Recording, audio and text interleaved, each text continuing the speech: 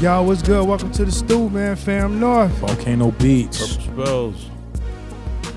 What's good, man? Yo, what up? Chilling, man. That's what's up. Any new plugins you been playing with this week? Honestly, man, nah, my plugins, man, I bought a lot of shit. I done downloaded stuff, a lot that I haven't even used yet, man. Like, Yeah, I've yet to use my analog plugins. yeah, me either. I ain't used them yet. Yeah, I ain't touched them joints. Man, not flexing, but Native Instruments hooked me up and gave me plugins, and I haven't even used them yet. Damn. I ain't been like using no plugins at all. So I just been making beats, and I ain't really been intensely mixing anything. That's probably what it is. Like, I just been creating, and like I either create with like all my synths and drum machines, or I just use like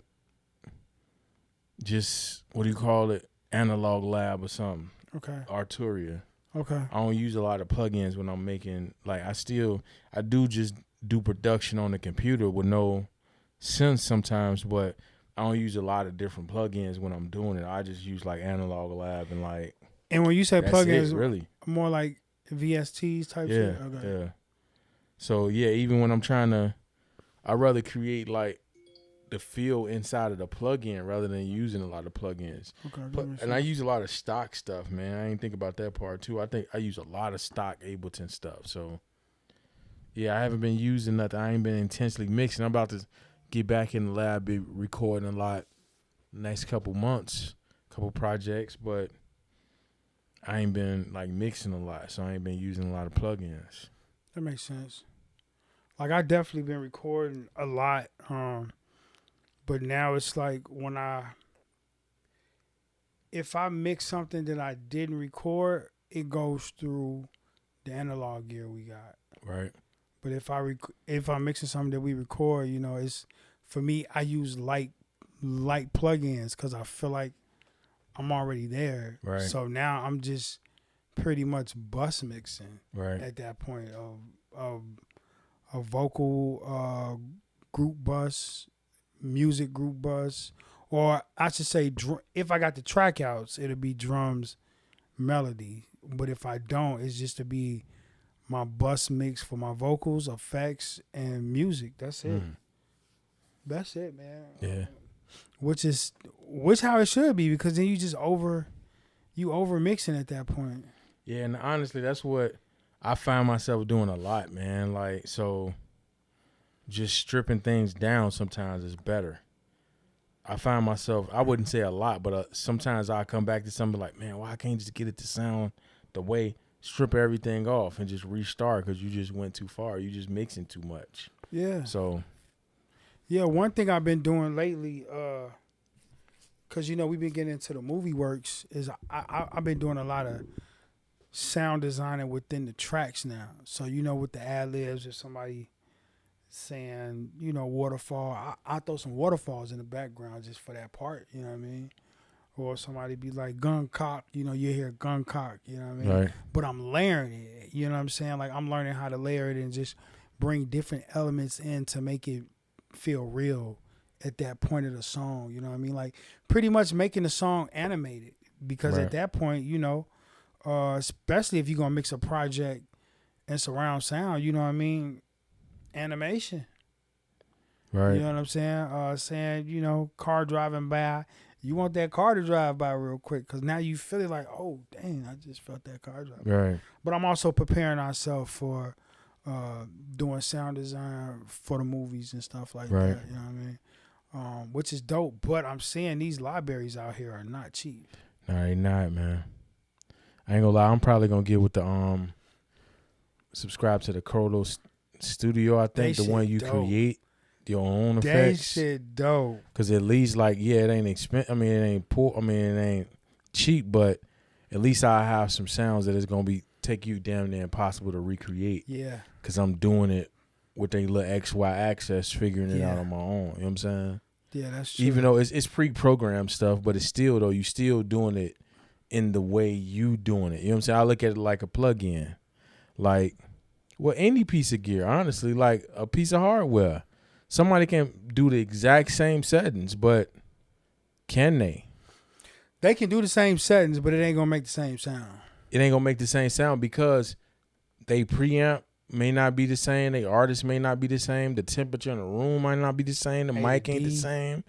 The damn phasing, all type of stuff, variable. Sample rate. So that's how I look at they though even though you creating and grabbing the mouse and making your own effect with it, somebody can technically recreate what you did, but it'd be hard for them to do it exactly the same way. It's hard for you to do it twice exactly the same. You know what I'm saying?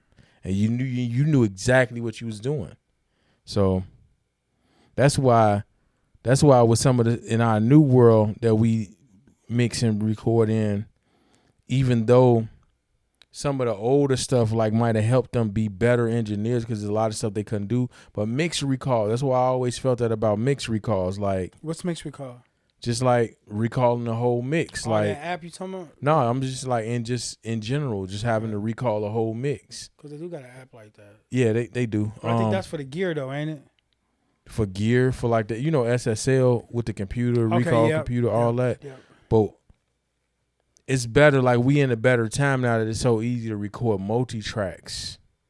You just got to have enough channels on your interface. You know what I'm saying? So instead of you relying on pulling your mix up exactly the same again just so you can change something small, record all them track outs in, then you could just do it in the DAW. You know what I'm saying? So, and then run it out to your dual preamp or your summer mixer to still give you the texture. Because I get it, you mixing it all through your texture, so that's why you want the recalls. But in my opinion, nothing is gonna be exactly the same. You know what's so funny? I set up a mixing template, which I should have did a long time ago. So I set up a mixing template. I started it from my laptop. So now I'm mixing, everything get mixed or even recorded in a sense. It hits this first. Well, it's hitting this period. But before I go on the channels or before I start even putting anything on my buses, everything is getting ran through this major master mix bus right here with everything on it. So now I'm tuning everything from that point right there. So everything, all my decisions is getting made off of what I have in front of me before I even dive in. This is the overall sound that I have. You know what I mean? And I did one song like that. And I'm like, cool. So this is going to be the standard for all the other songs. Same artist. This shit sounded totally different today. Yeah. I'm like, wow. It's the same artist. Same day we recorded. You know what I mean? It was just... It just sounded different. It was just so much brighter. You know what I'm saying? And now in my head, I'm thinking, do I compensate that on the mix master bus that I created? Or do I compensate that on just that channel?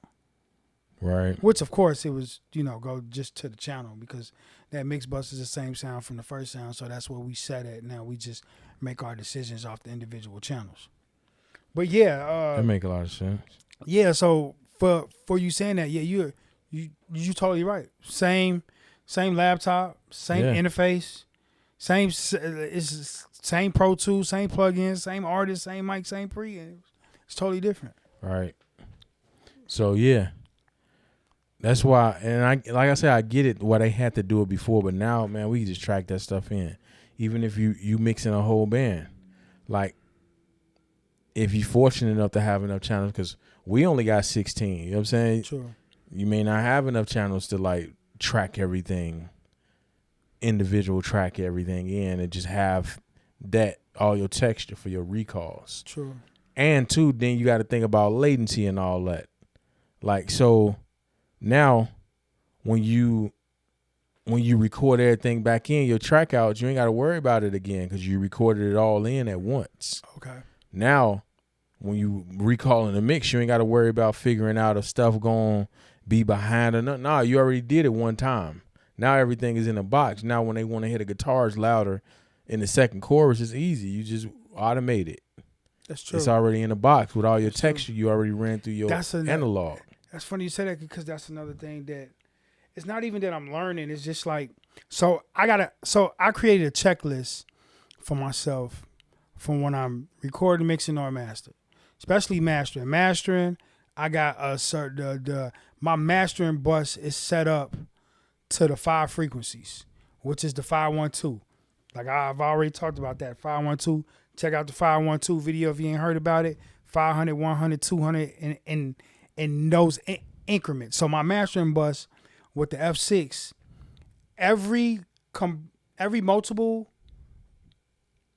multi-band compressor that I have on my master bus is set to 512, 50, 100, 200, 500, 1,000, 2,000, 5,000, 10,000, 20,000. That's my master. Those are the frequencies that I need to make sure that's balanced. So, but then on my mix bus, I treat it a little bit different because I'm not looking for that overall 512. So I play it off to where I'm only doing 5 ones.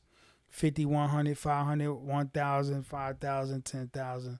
That's it. You know, just those 5 frequencies. I don't look for the individual problem. I look for the overall range. Right. So it could be 2,500 kilohertz sticking out. For me, I'm just gonna round off to 2,000. Right. I'm not just gonna go for that pivot, and it's been working for me. Even with the mids being at 250 to dip, I could dip. Hell, I could dip to 500. Right. Those are harmonics of it. I still get some out of and it just been working for me. So yeah, my magic numbers, the 5-1-12 for my masterings and the 5-1 for my mixing. Right. That's what I do because when I'm recording in, I'm pretty much killing the mids out the vocals and everything. You know what I'm saying? So all I'm doing is just shaping and toning at that point. Like I'm doing all my surgical stuff going in. Right. And then if I make a mistake, I guess it's just a bad engineer decision, huh? But I ain't had no complaints. Right. So, but yeah, like and this is just me doing more, learning about when I'm doing my mixing, when I'm doing my recording in the studio using the hardware, and I finish it with my laptop. It's like I'm learning like I'm only using 3 or 4 plugins. Right. I'm not even using a lot of plugins. It's like 3 or 4 plugins because I record with reverb on. So my space is already there between and the mic just helps it even more though. So it's like the separation is already there. All I got to do is just make them fit better together in a digital world. If that makes sense. Mm. In the digital world, I'm just making it fit better. Because in the analog world, it's up front, it's fat, it's big. But you know, when you transfer to digital, you thinking of the different platforms that you go into.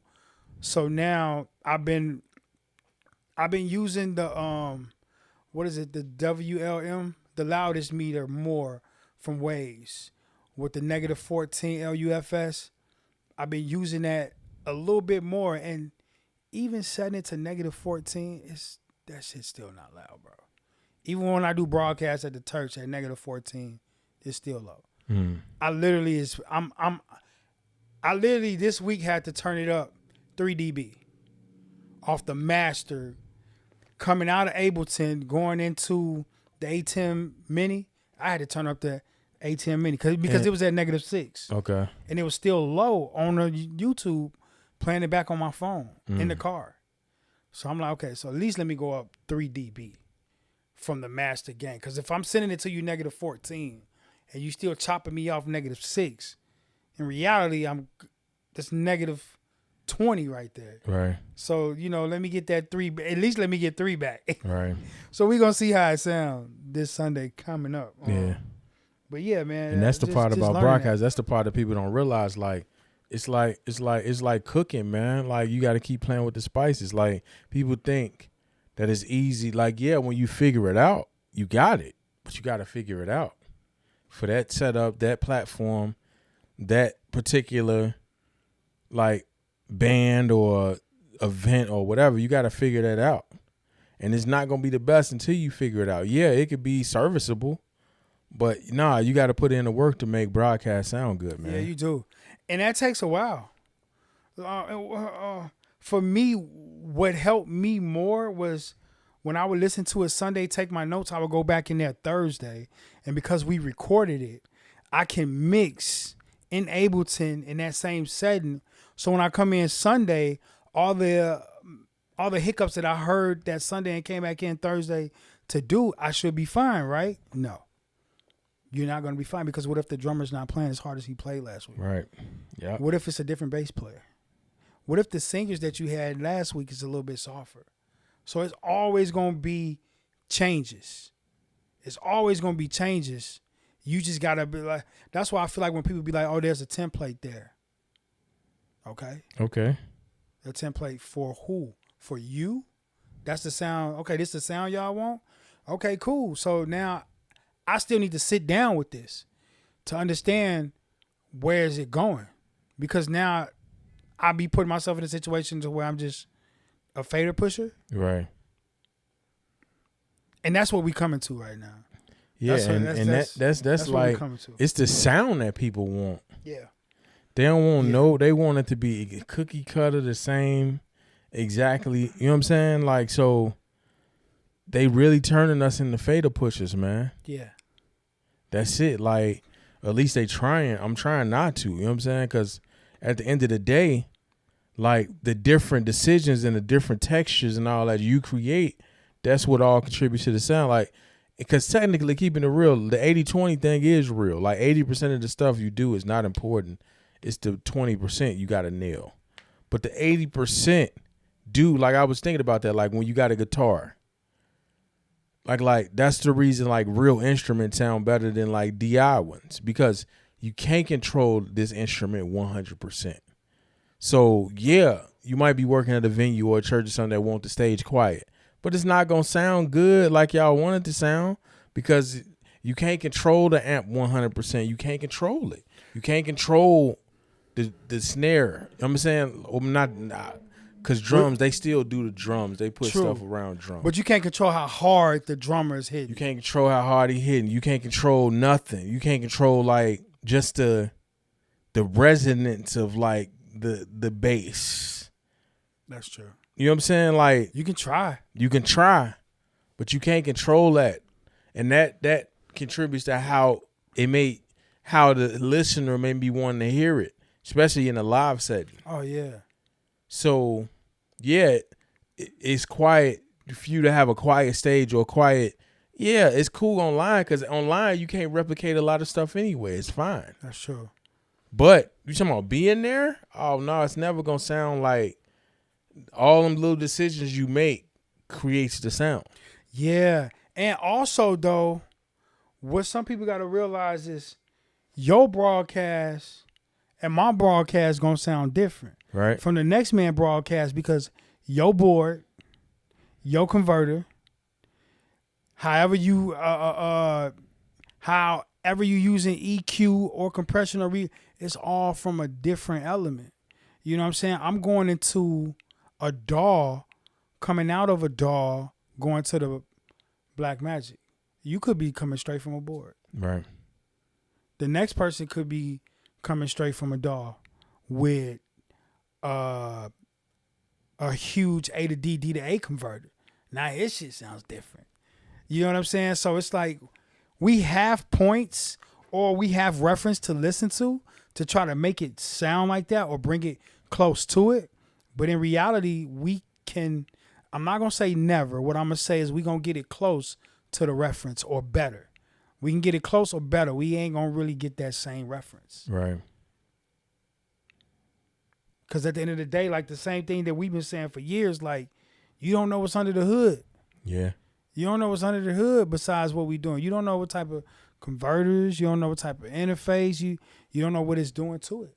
So therefore, your broadcast mix gonna sound different from my broadcast mix. Right.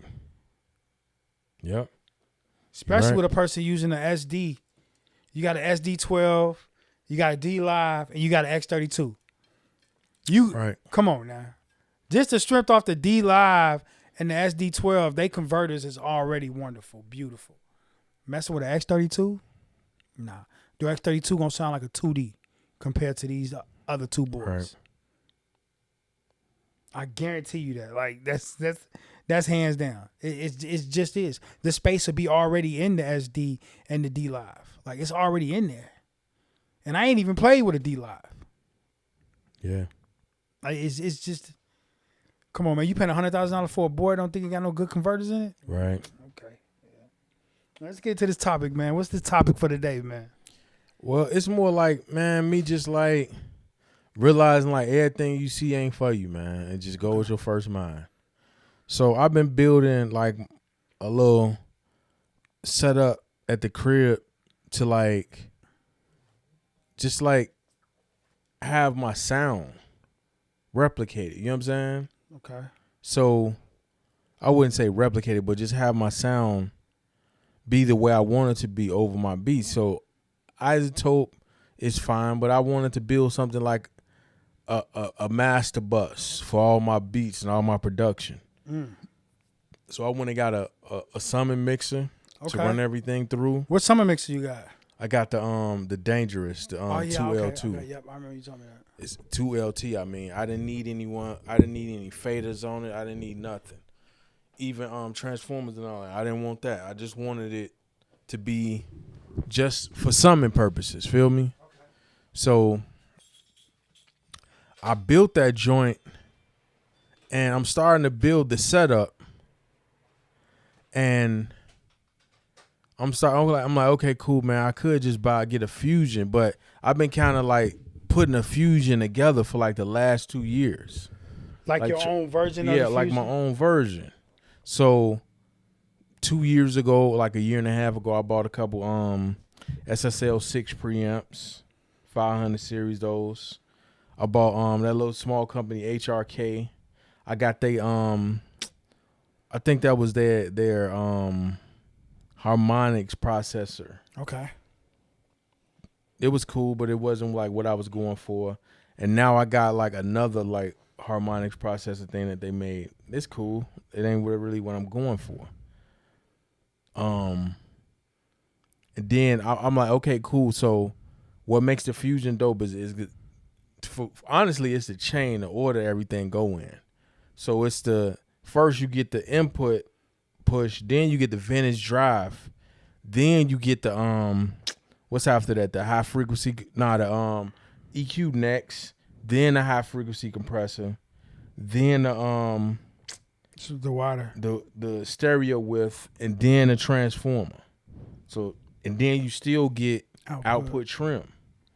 So like to replicate that, like I was trying to do it. I'm like, okay, cool. I got so I first in the chain I put my harmonics processor because it's got volume and it's got wet and dry. So I could use that as like a more volume trim, and I can use the harmonics like the same way I'm using like the vintage drive on the Fusion. Next, the 2.6 preamps, because they got high and low on them, and they got a little program dependent compressor on them. Next in the chain is the thing that made me realize like this ain't the way to go. The SPL big, I got it. How it sound? I don't like it, bro, because of what it's doing. It's basically just EQ, glorified EQ. It's basically saying that they sending stuff to be up front and back. All they doing is like phasing it out to make it sound like it's further behind. Oh, that's cheap. Like, it ain't really doing nothing, honestly. And it makes sense though. Like, you think you're gonna get a real stereo widener that's gonna really do something like $500? Well, you know what? Now that you say that, that'll be a dope effect. But go ahead, finish. So I just didn't like how it sounded. I'm like, man, I tried to do all this. I paid more than what a Fusion, or like at least what a Fusion gonna cost me. But I paid more with all the time and the aggravation when I could have just bought a Fusion, fam.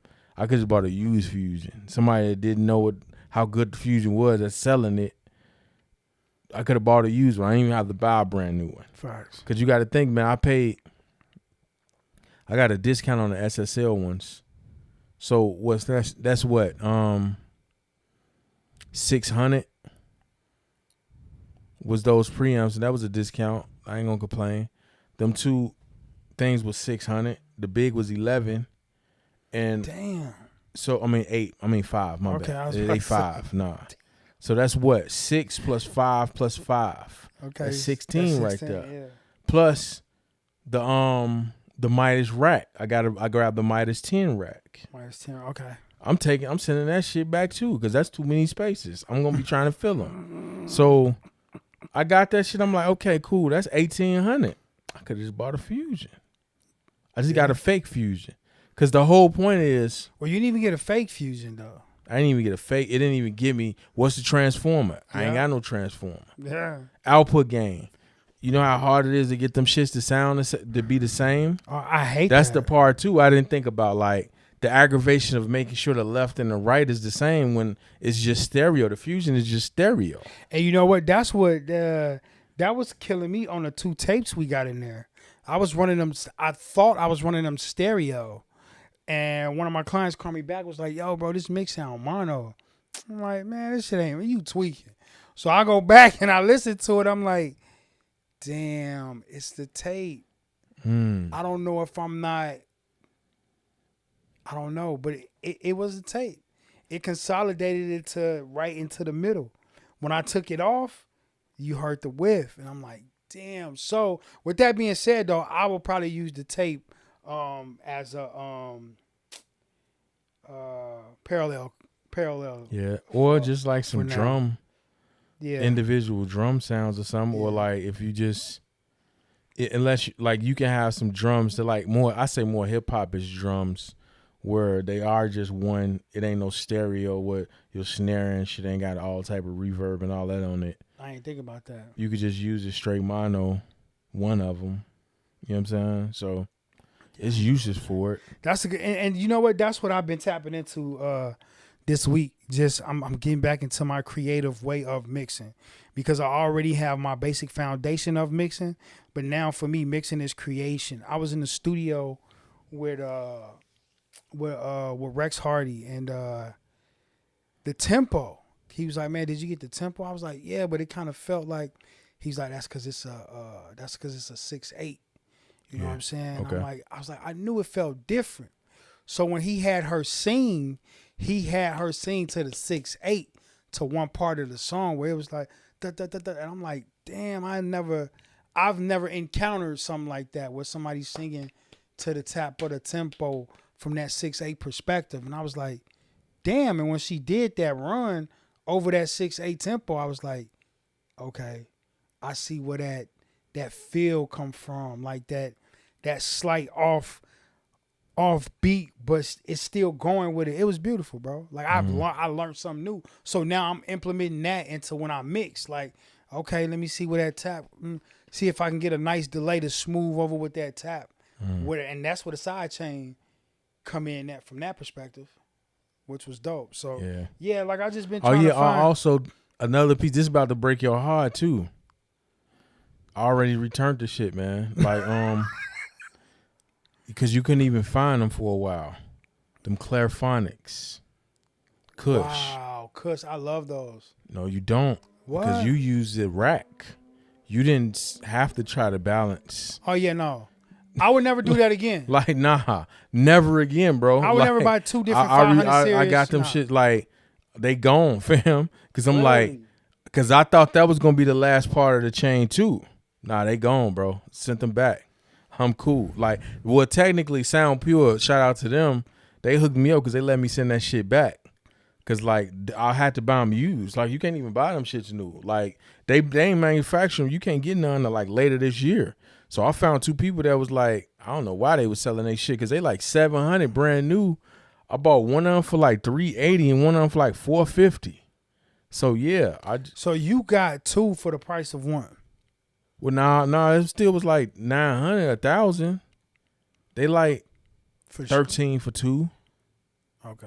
So, yeah, a little bit less. So, I got them shits. I'm like, nah, this shit is too aggravating having to try to balance the left and the right. That is. So, and I hate that it shit. made me realize what that shit was too.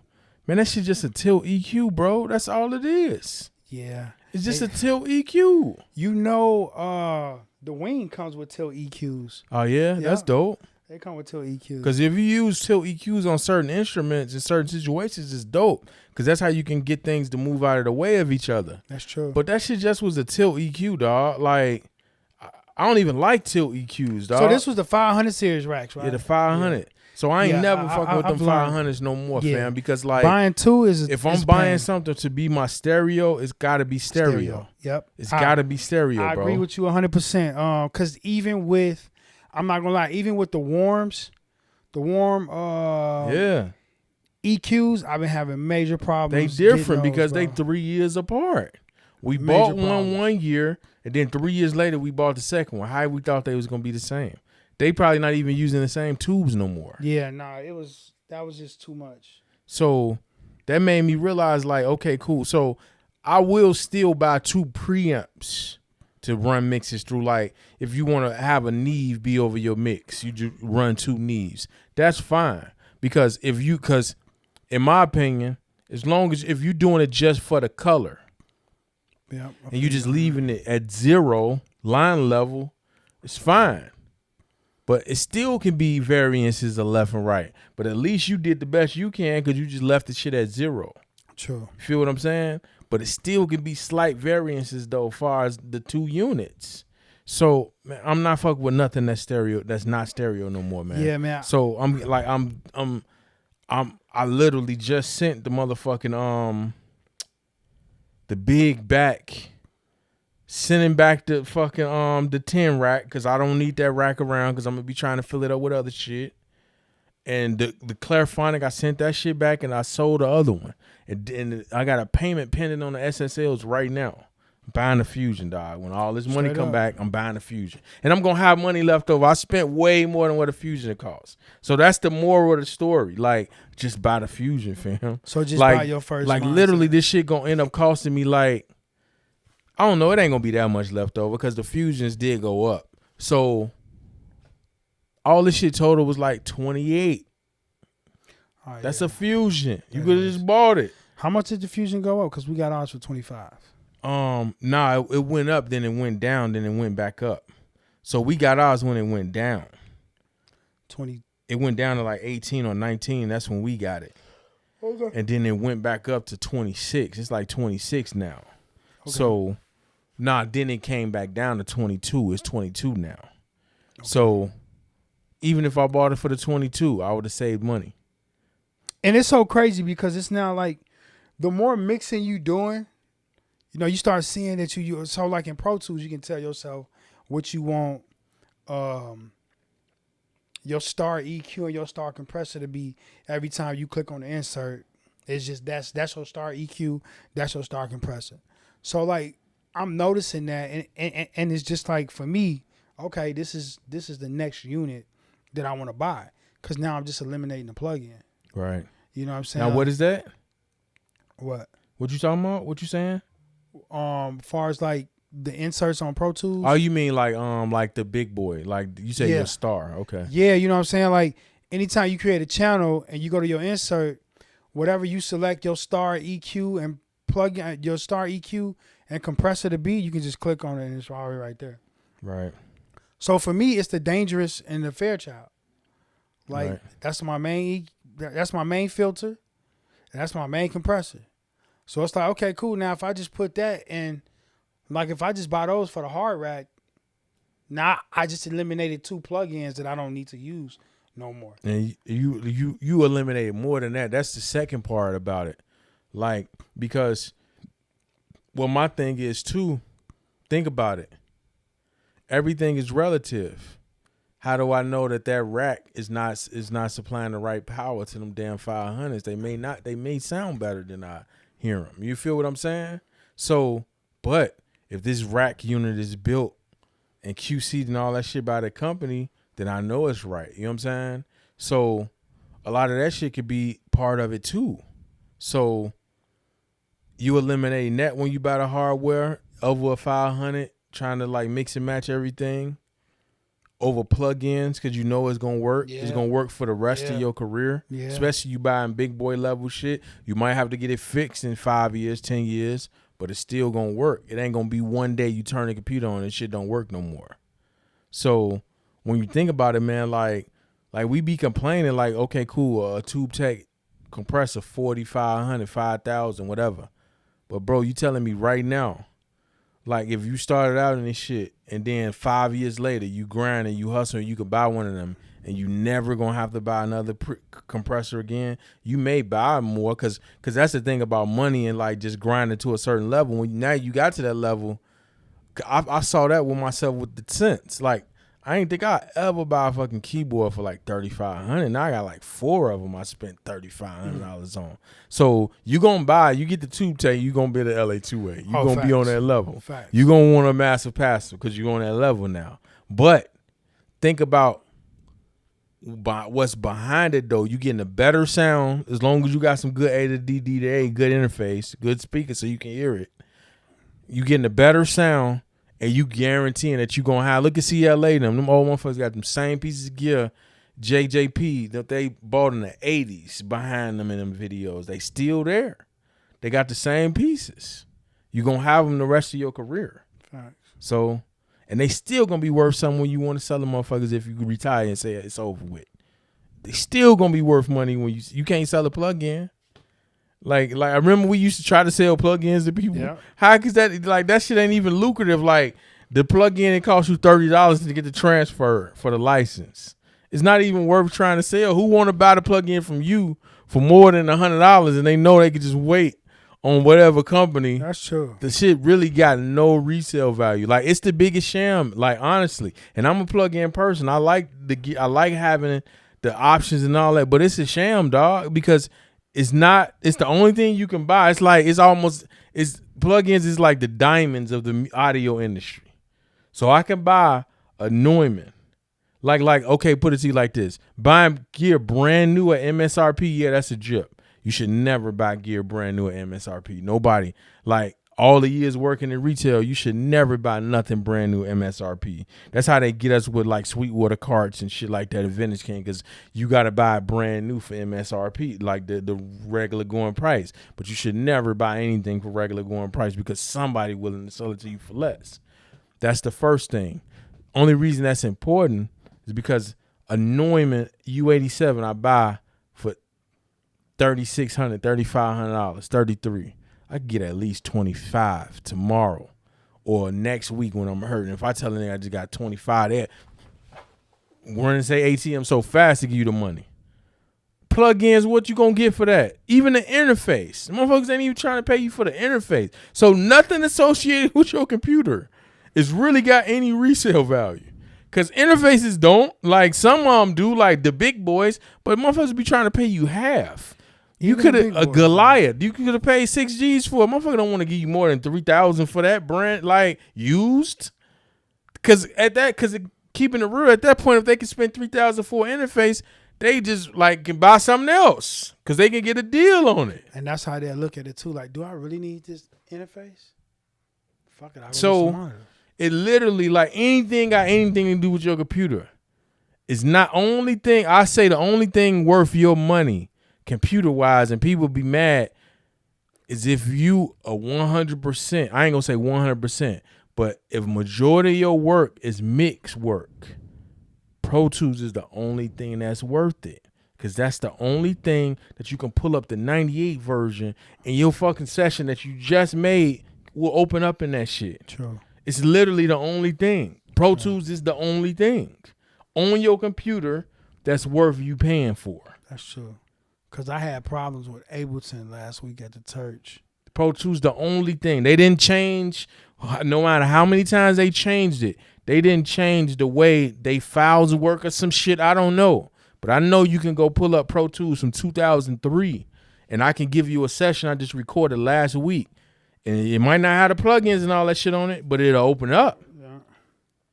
So literally, that's the only thing on your computer that's worth you spending money and you saying that you can't get back. Basically what I'm saying is like, as any plugin you buy, that's why I stopped buying plugins and just started subscribing. Because what's the point of me buying this shit? This shit ain't not gonna work forever. Well, for me, my main thing is I hate that I gotta buy that. Some plugins that I buy, I have to be signed in. Yeah, I hate that. UAD. I hate that like part. I yeah. love UAD plugins, but why I gotta sign in? And I say UAD might be one of the only ones that you never really like. They plugins from 15 years ago still work on like new shit. Like DSP plugins, DSP power plugins. Yeah. They shit still work. You know what I'm saying? They one of the rare companies because there ain't no Waves plugin you bought 15 years ago still working. Well, I had to pay for the upgrade. That's what I mean. Like you had to pay for it again. Is what I'm saying. Yeah, I did. Like ain't nobody else. You ain't have to pay again. That's what I mean. Mm-hmm. So, because Plug-in Alliance, I bought those. I'm good. Right. Yeah, they good like, too. I'm good. I ain't got to do nothing. Yeah. So you right about that, man. Even though I'm one of the people, I love plugins myself. I love being hybrid. I love having dope plugins and dope hardware components. It's just like anything else though. Like it's like okay, cool. Put it to you like this: like motherfuckers could be mad at what I'm saying or whatever, because I'm not a gambler. But you know you wasting money when you doing that shit. That's true. You doing it for the thrill, maybe. Hopefully you'll win, but you know you wasting money doing that shit. That's how it is with plugins. I like them. I like the feeling of having them. I like when I pull this up, it looks like the hardware that I can't afford. But get the fuck out of here, man. You know this shit is not really no money. Like it's a waste of money. Like of course, like some plugins can do stuff that hardware can't dream of. Those out of the question. Cool. But when you talking about plugins that's based on hardware, that's classic, that we can just buy and we gonna have the rest of our career, come on, bro. It's no comparison. It's no comparison.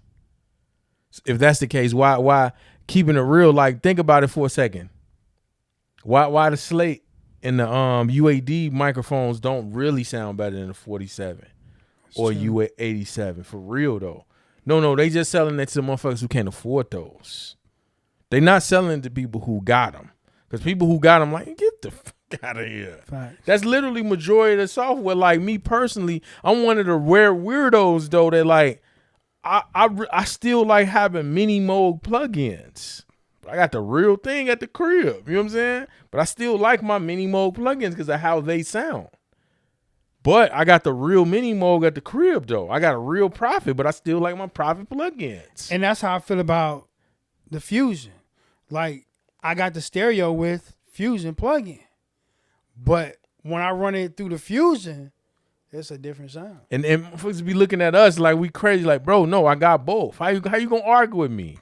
Like this ain't even a capping situation. Like it's more money, more problems. Like what the nigga like Jay-Z say, like my plate bigger. More people gotta eat off of it. Don't be looking at it because I can afford something. No, my plate is just bigger. It's more motherfuckers gotta eat off my plate. So I don't even make more money than you. I just got a bigger plate. That's it. Right. So just because I got a Fusion and you just got the plugins, I'm not trying to cap on you when I say it don't sound the same. Or say you or like people take that as like a slight. Like, man, I'm trying to tell you, I got both. It sounds better. Man, you just saying that. No. You can't say that because you don't have it. Facts. It ain't even a capping situation. You just can't. Facts. And I'm telling you, this shit it don't sound the same. That's the truth. And low key, last week, I did a test, man. I recorded everything in 96K. I can only use 4 plugins. The computer shut down on me. That sucks because technically they said that's what they building the plugins on. The nerds got computers that can and that's why that I can pushed handle for 96. all that. Yeah. And that's why I pushed, bro. I can only use so many plugins, bro. It just started glitching. I will say though, I'm fortunate. My it's probably because of my interface and like because of the minimal work I do with plugins. I do everything at 88.2 and I don't have no problems. Well, see. 88.2 is good here, but 96, I couldn't do nothing. Like I record and mix everything here 88.2. You know what I'm saying? But I tried 96 and you know how I feel about that. I don't think there's no point in going up to 96 from 88.2. But I just wanted to see what was gonna be my cap because 96 would be me 96 would be us doing movies at double, Right. just to create that width, and then Right.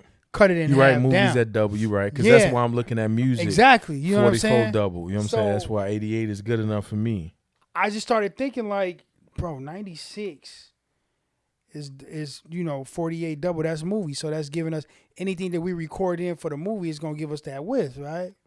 Yeah, we can record in whatever, but we ain't pulling on them no plugins. Especially if we got 20 tracks, man, you probably get about 2 plugins. That's man. crazy. Yeah, it's time for a new computer. Yeah. Like I say, I'm mixing, making beats, I'm doing everything at 88 too, at 64 samples too. Okay. I believe I believe that's the part that we mixing out of the equation. That's what I was The taught. interface too. That's what I was taught at Gravity, to record at a low sample rate, mix Right. at a high sample rate. No, well, I just leave it. I don't even think about it. I just Oh, leave that's it at nuts. 64. Cause like I believe the firmware of our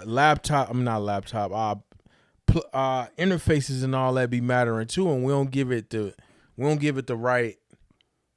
What's the way to say it? We don't give it the right care or the right thinking about it enough. But our interfaces play a part in it too. But we discount that.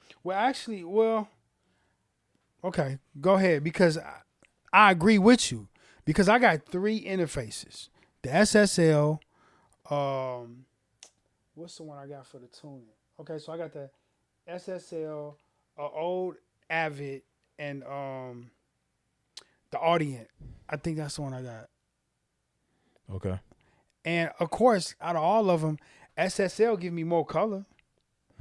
The rest of them is just plain. It's just really, so I pretty much use the Avid one. I treat that as a DI for another laptop or whatever, like, because it's flat. It's not giving me no type of 3D mix, and the same thing with the Audient. It's not giving me no 3D mix, none of that. You know what I mean? So that is what it is. So y'all know what that means. That means our time is up.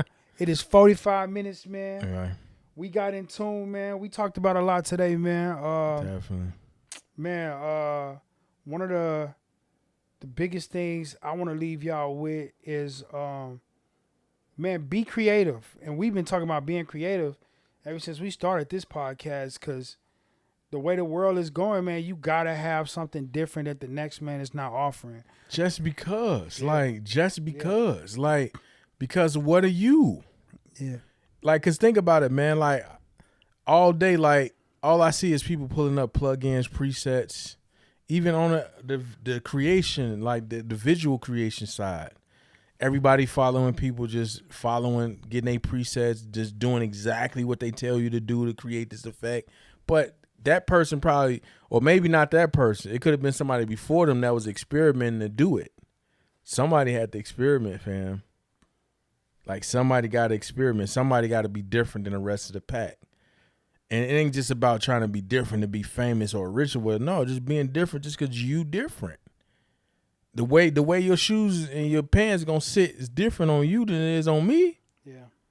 So, yeah, man, I believe that's a big part of, like, the creative thing that we lose, and, like, because we could just pull up 3,000 presets. Yeah.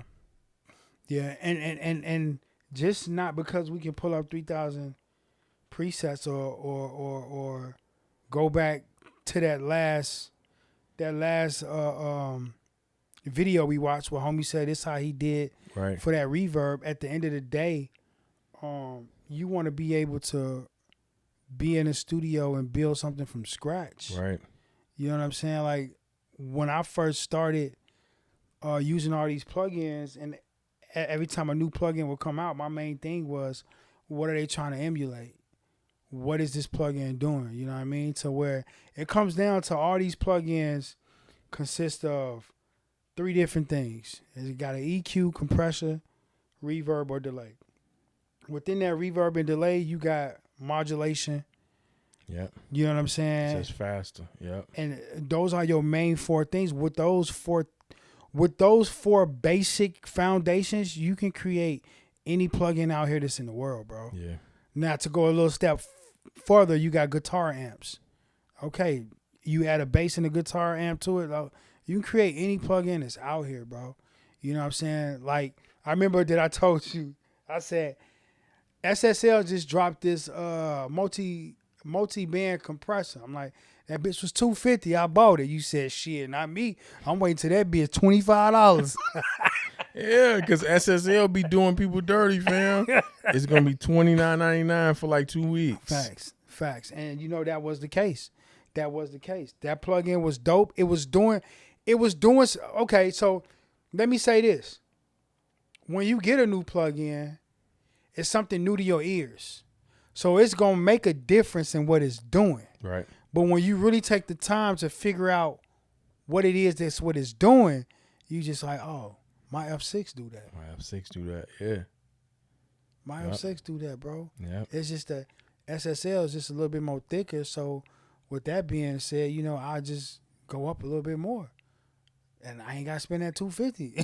Yep. You know what I'm saying? So that's what it comes down to, man. Just pretty much knowing your tools, man, and know how to create a niche in what you already have. You know what I mean? Because you can always buy new things. Like, man, we got 4K cameras right now.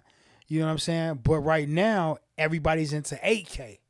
Facebook is allowing you to do 8K. Instagram's allowing you to do 8K now. You know what I'm saying? So are we gonna boost up to that 8K, or we gonna keep working these 4Ks? Right. You know what I'm saying? And just creating the niche with the 4Ks. And so is people paying $800 for their TVs? Nope. Or they banned $400 for the 4Ks? They still buying 4K TVs. See what I'm saying? Cause it ain't even those many 8K TVs out. And I'm being modest saying they're $800. You right. Because low key, it's like when the 4Ks first came out, they was $1,100. Now $2,000. Now them motherfuckers like $400, $300. Right. And the 8Ks is at $3,000, $2,000. So then when 16K come out, you know who gonna be at the bottom at $800, $400 now? The 8Ks. Right. Yeah. So it's just a never resolving thing, man. The world wants you to spend your money. That's how it goes round.